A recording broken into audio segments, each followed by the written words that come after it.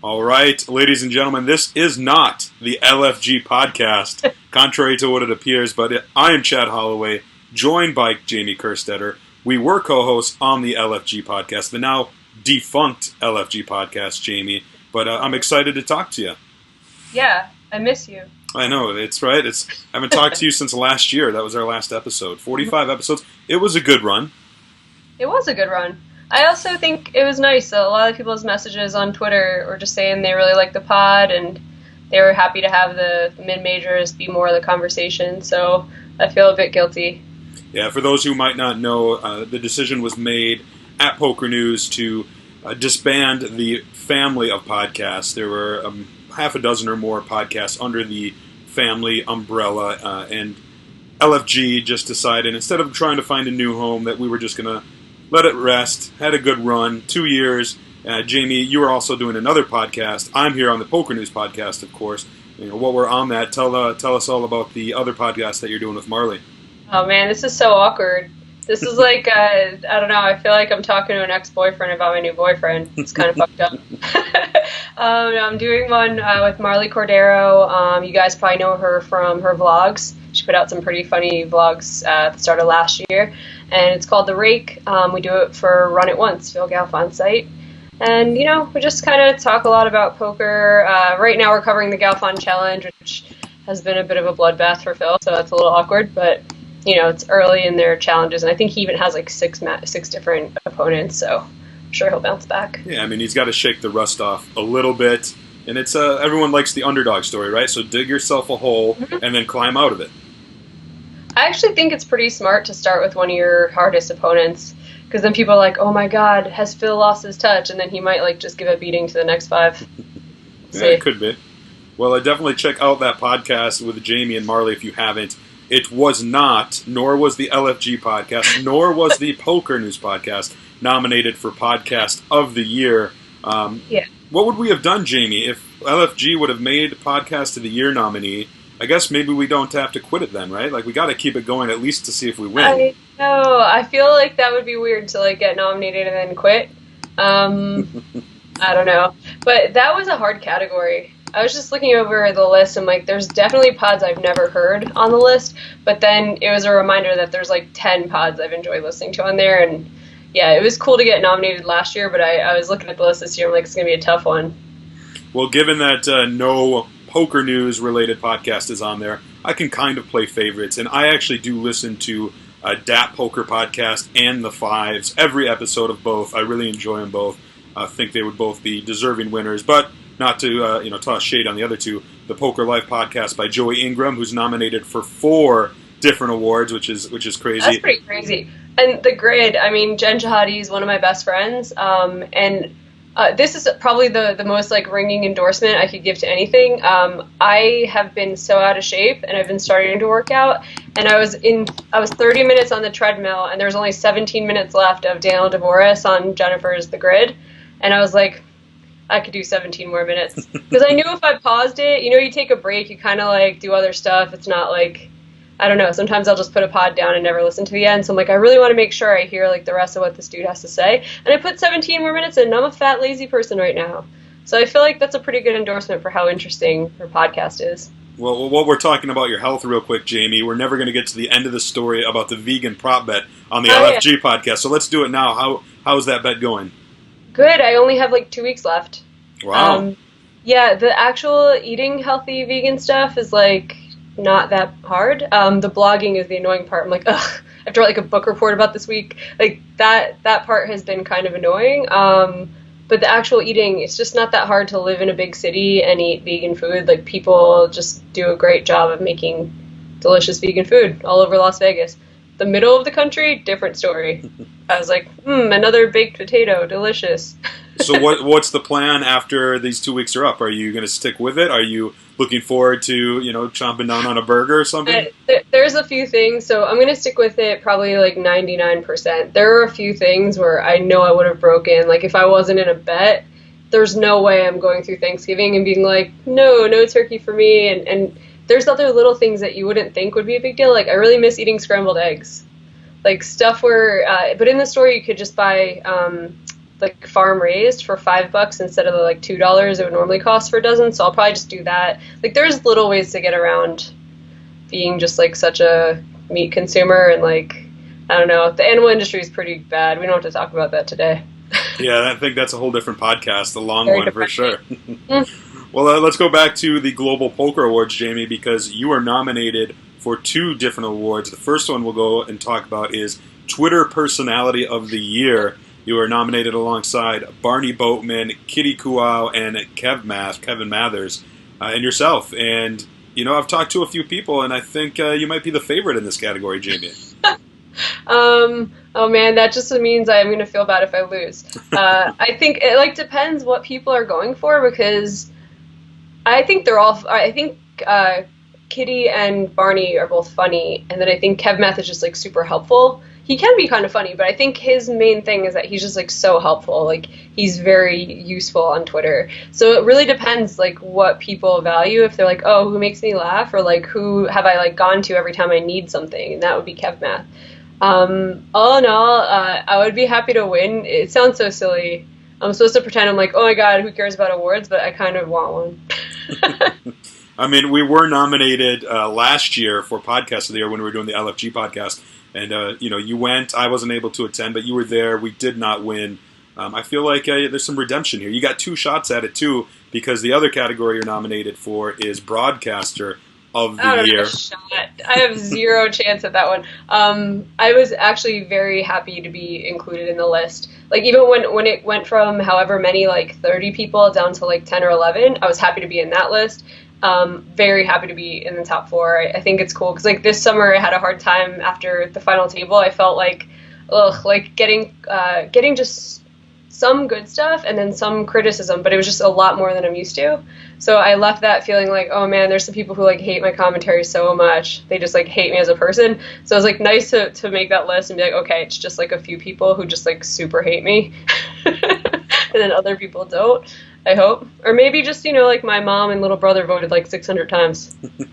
Well, you know, I know how serious you took it. I did talk to you this past summer after what you were just mentioning. You could tell it got to you, and that, you know, yeah, that you take great pride in doing the broadcasting and obviously doing a great job at it, because here you are, top 4 against Jeff Platt, co-host of this very PokerNews podcast with myself, Nick Schulman, who, you know, everybody loves Nick. It's hard to argue against Nick.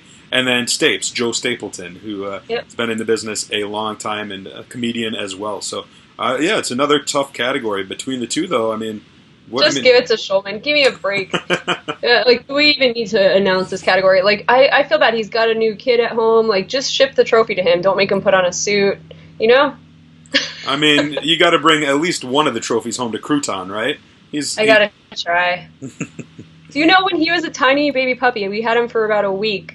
It was the Borgata Open, and I said to Crouton, I'm bringing you back a tiny glass Borgata, and I would say it, and my housemates every day were like, okay, good luck. I won the charity event for, like, no money, but this huge trophy, and I brought it, and I have a picture of him as a puppy through the trophy. Very cute. Well, Jamie, have you had a chance to look over the rest of, you know, the Global Poker Awards, the different categories, and, you know, if so, any thoughts on them kind of as a whole, or any categories that really stick out to you? I think it's pretty cool that Joey is up for a lot of awards. I think he probably will at least get one. He might get a bunch. I don't really know, but I thought the Postle thing was cool that he took like weeks out of his time and basically did a stream every day. He even was like beating a dead horse when everyone's like kind of over it, and he's just like, breaking news, blah blah blah, like new, and there'd be like some random thing he's going to tell us that day. I think he helped Veronica Brill out a lot when, like, in the beginning where the tides really could have turned the other direction, where she just, like, whistle blows on this and everyone calls her a drama queen. It could have been like that. So I think he deserves something for that. So I was happy to see he's nominated. Let me think about this. It's awesome that Foxen and Chrissy are just going to win back-to-back 2 years in a row. That's pretty cool. What a power couple. And obviously I have to mention Doug, because he definitely deserved to be nominated. He, like, it's absolutely crazy. I think it's just that we, like, I don't know, I'll never know why he didn't get a nomination, but part of it is, like, I feel like these awards, it's very hard to remain unbiased and think of the whole year as, like, even. Like, I think people who did a lot of work in November and December are just in, like, the forefront of everyone's minds. and they get thought of first. And like Doug kind of like hung up his cleats a little bit early in the year, but he made like 70 videos that got hundreds of thousands of views. Yeah, I mean, we talked about it a little bit on the PokerNews podcast, Jeff and I, and one of my theories with Doug might have been that, and he admitted he didn't get out and really play poker, and so it seemed to me that he was focused on his own content channels, if you will, which makes sense. I mean, there's nothing wrong with that. But that he's catering to his audience, and they're the ones who are watching the video, and obviously it's a huge audience, and they're watching those videos. But while doing that, the peripheral kind of gets lost. So he's not traveling to play at the World Series of Poker. So he's not in the WSOP consciousness, if you will, of the players, of the media, of the tournament officials. And then I think the same can be said of other events throughout the year. And the people who are voting largely on these awards are those industry professionals, the poker media, the other players. So I think, obviously he was making huge strides in his own audience, his own content channel, that maybe didn't branch out as well as he needed to, at least to get the nominations here. I thought there was a chance too that people thought that dude doesn't want to show up at this event. Like there is still, like we still are such like a small community that I feel like that does factor into people's minds. Like it also shows in the way that a lot of the people who got an award last year or got to the end didn't appear on that list again. And I wonder if that crosses people's minds too, that, oh, that person has gotten an award, like, let's recognize someone else. I don't know. Like, it is kind of weird, but obviously the awards completely changed, and, like, the voting structure and stuff completely changed, so I guess you are going to get some different people being recognized, but I don't know. I felt bad for Doug, though. Especially, I felt bad for Thomas. Seriously serious, because he puts in so much work, and he is, like, the best at what he does. And I feel like, I don't know. I feel like they kind of deserve an award. Yeah, I wouldn't argue against either of those guys. And there are actually, a lot of people who are deserving, but unfortunately only so many spots in these different categories. One man who did get a nomination is your podcast boss, Mr. Phil Galfond, who you mentioned earlier, is nominated for Industry Person of the Year, which I think is pretty cool, too, because that is such an open-ended category. Like, there's so many people who could be up for that award. So I think it says a lot that people respect him and they like the way he runs his business. And I don't know, I think part of it too is like recognizing the struggle of trying to just like make something out of nothing. Because that's like, he just said, okay, these online poker sites aren't fair. The rake's getting high. They're not doing everything for the players. And then he just starts his own site. Like, that's a massive gamble, especially when you're like rich, you have like a beautiful wife, you're starting a family. And he's like, yeah, I'll just like gamble a few million on this site, see what happens. Like, at that point, you know how chilling I would be at that spot in my life? I'm not like doing something like that. I'd have like 10 pit bulls. Like, that's how I'm going to build, I don't think I'd be starting a company. So I think that's cool that he's on that list. And I think he deserves it because that's a huge gamble that he took a few years ago. Yeah. And I think, he's kicking off 2020 by making waves as well with the Galfond Challenge. And he's going to be in the public eye here for a while, which I think is pretty exciting because for a few years there, when he was doing the whole family thing and kind of the behind-the-scenes thing of Run It Once Poker, we didn't really see much of Phil Galfond. So I think it's cool. I think we need more Phil Galfond in the poker industry as a whole, and glad to see him nominated there for Industry Person of the Year. Jamie, tell us a little bit. We got the awards coming up on March 6th. I'm assuming you're going to be in attendance. Yep. And you were there last year. What's it like for those of us who have never been? Give us a little taste of what it's like inside the PokerGo studio. Okay, it's almost like Halloween because everyone is in disguise. You see people who you've like only seen unshowered and wearing hoodies. You see them like looking really nice. People get haircuts and shave and wear like nice suits. I thought I was being overdressed last year. I wore this like white dress that was like just below the knee, and I'm like, I probably should wear something slightly less fancy. We'll probably go drink after or whatever.